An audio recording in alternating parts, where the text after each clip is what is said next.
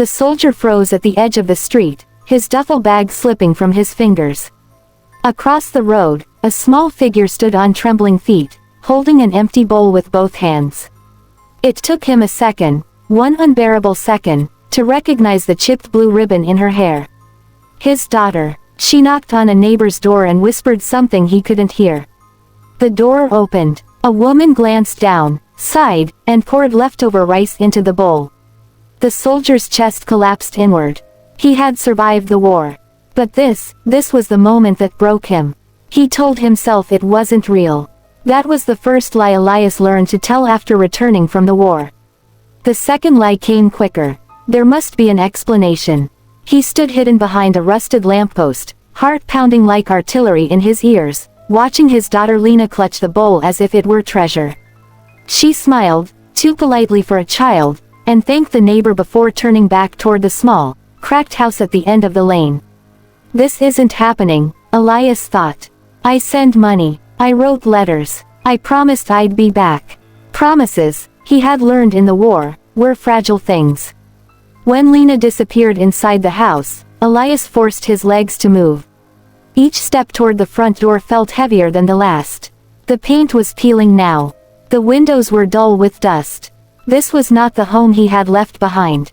He knocked. The door creaked open, and his wife Mara stood there, thinner than he remembered, eyes ringed with exhaustion. For a moment, she stared as if she were looking at a ghost. Elias. Her voice cracked. He smiled, practiced and stiff. I'm home. She didn't hug him right away. That hesitation, small, almost invisible, cut deeper than any battlefield wound. Inside, the house smelled of cold air and boiled water. No warmth. No food. Lena peeked from behind the doorway, eyes wide, confused. Daddy, she asked softly. Elias dropped to his knees and pulled her close, breathing in her hair, holding her as if she might disappear. I'm here, he whispered.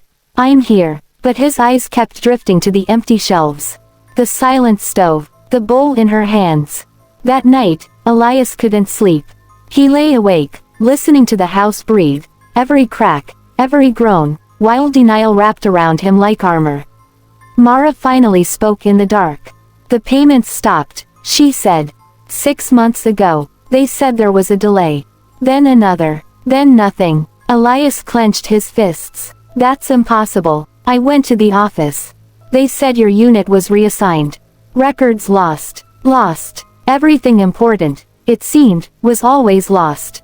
He wanted to shout, to blame the system, the war, fate, anything but himself. Instead, he said, I'll fix it.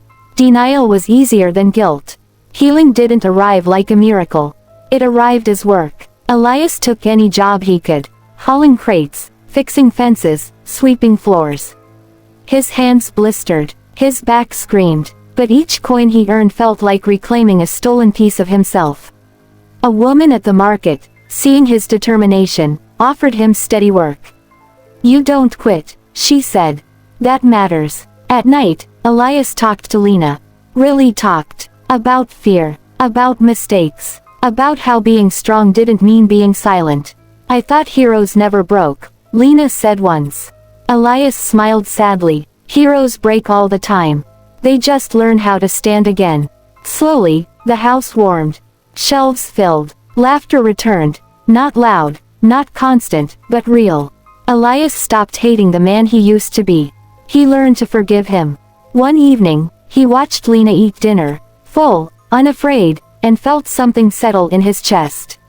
Peace. Not because everything was perfect, but because he stayed. True strength is not found in surviving hardship alone, but in facing the pain we return to, and choosing, every day, to heal, rebuild, and love again.